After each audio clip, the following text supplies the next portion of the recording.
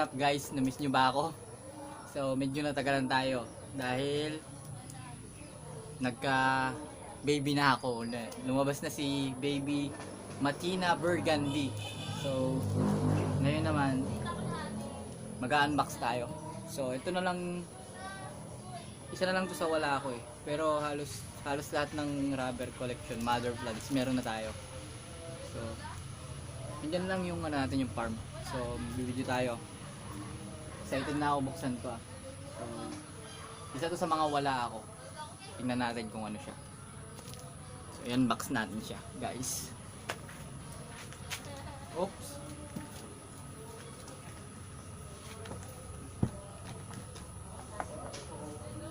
So guys, ito yung aking templa ng lupa. So mapapansin nyo, halos ilang percent lang yung coco peat, then half yung soil, half lang. So halos 20, 30, 50. Yan, 50 yung soil, halos 30 yung rice hull, tapos 20 yung coco peat. So yan, past drain soil tayo. So medyo malamig-lamig pag may coco peat kasi may init-init itong rice hulls. So buksan muna natin. Ay, excited na. Buksan muna natin to.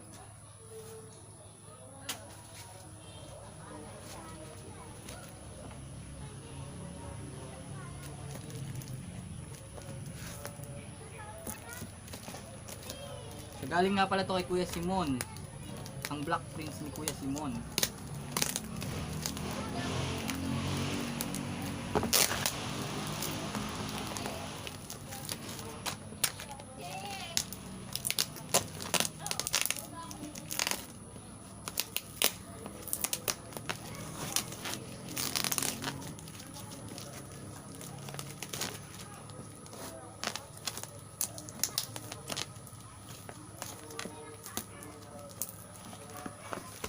Set na ako.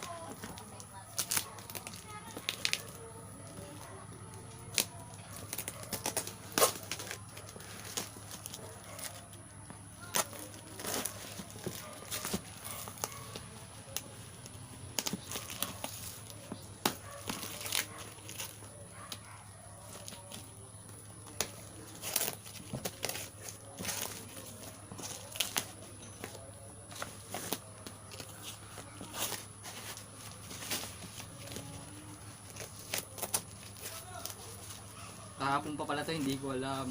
Hindi ko namalayan. So sana kahapon pa ako nag-video.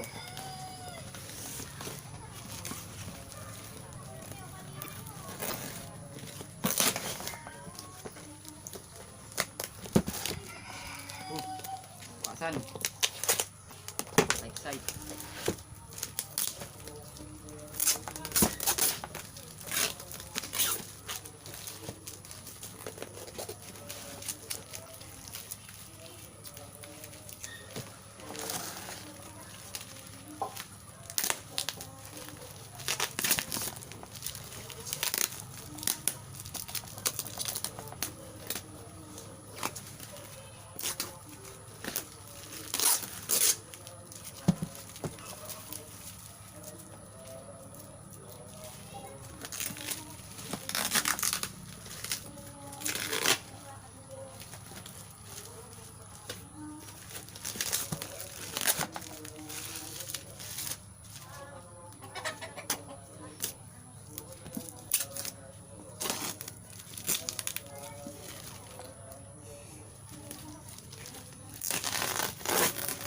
Daming ito ba? Set na ako eh. Ayan na. Gas na.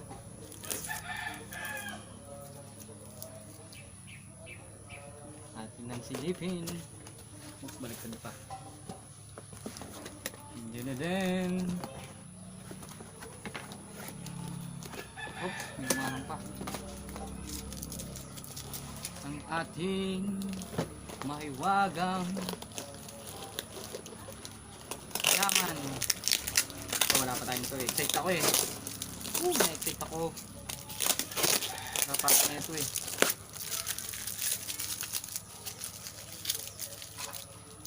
Uy, bilog na bilog siya.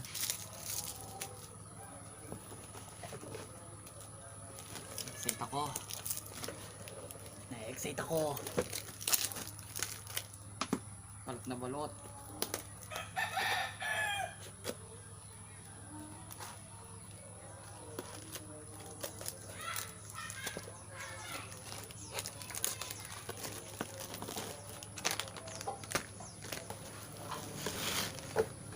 Balot na balot siya.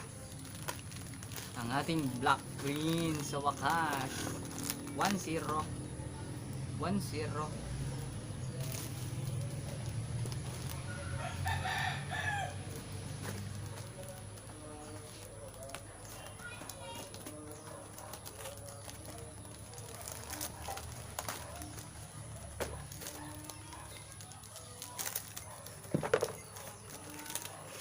Uy, 2-0. Ayos. Ayos ang ating Black Prince.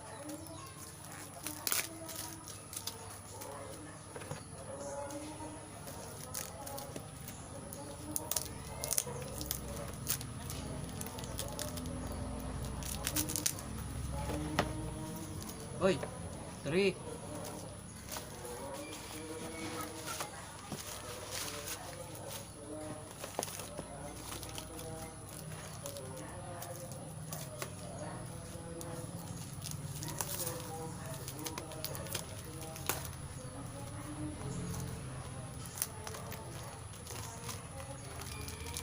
Hoy, lahat ayos.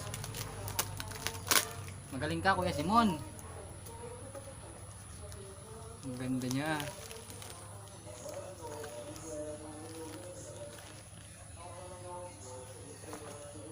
Yee! 4 siya.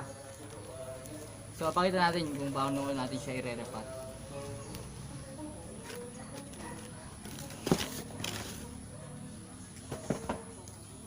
Ayan. Ito muna siya. Repat muna natin itong isa. So, ito ang ating gamit. Kanina pinaliwanag ko, 30 rice hulls, medyo mainit, 20 coco peat, yan, medyo pampalamig, at saka 15 soil lang tayo. So, ano yan, fast drain soil to. Tapos gagamitin natin rooting agent ang aloe vera or cinnamon, pero okay din pag haluin niya, mas maganda. So kung alin dyan, mahalin, pwede yun, rooting agent. So i-mix na natin na maayos.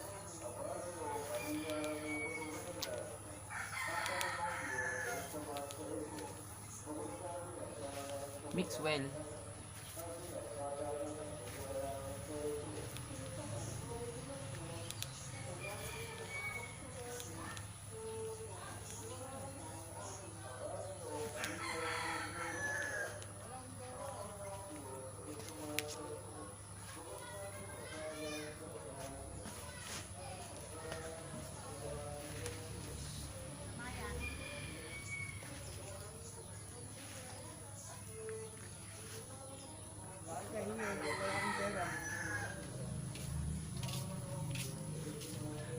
Ayan, hahaluin natin na maayos.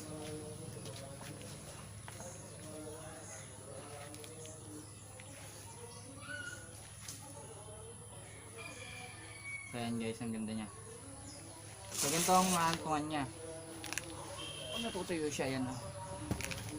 Ang ganda niya oh. Fast drain soil. Diba? Ganyan yung kakalabasan niya na mixture. So maganda. Maganda siya, maganda. Maganda siya guys. So lagyan ko lang flash. So maganda siya.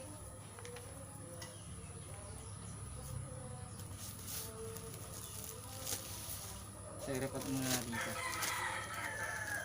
Mag-aalagay lang tayo ng ano.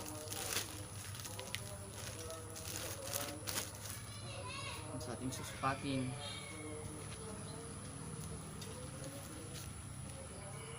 Ayan, okay na yan.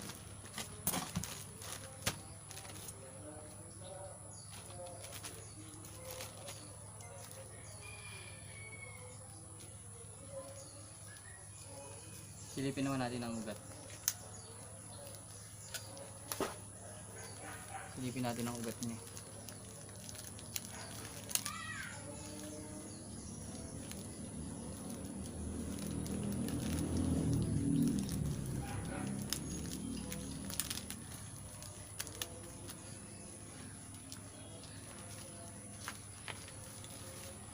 Kaya na, nakataprot siya.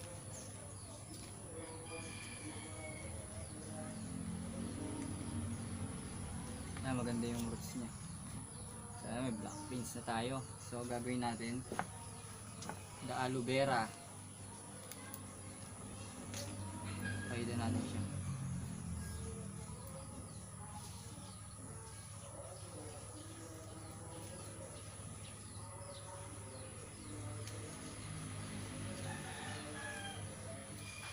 Tapos cinnamon, bubudan na din natin para combination. Bubudan lang natin siya. Ayan.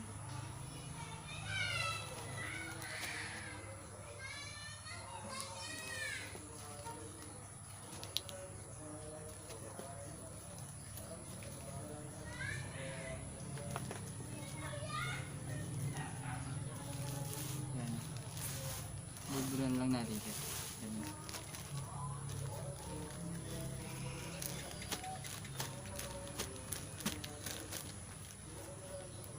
Diyan ko lang siya muna papakapitin bago ko itanim sa lupa. So gagawin ko siyang mother plant.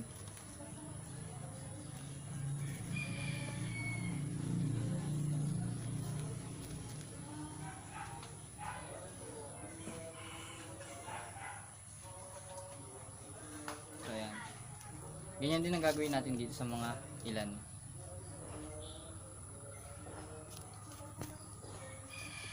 So sag. Hulog.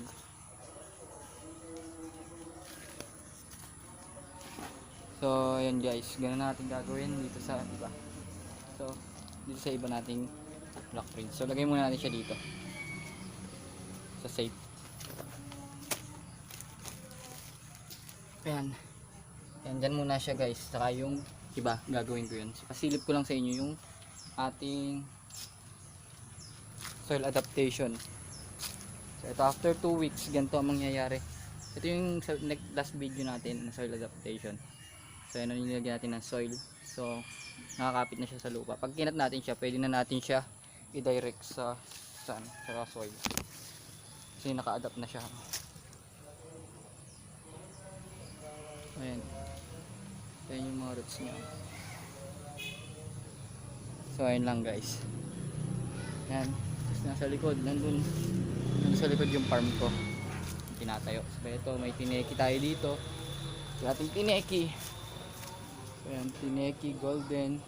Tapos yung nasa likod, ayan, albo. Tapos ito,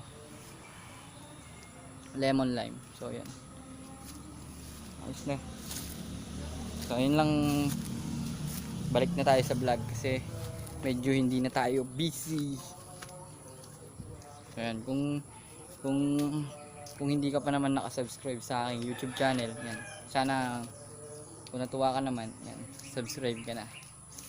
Marami pa tayo yung journey na pagsasamahan.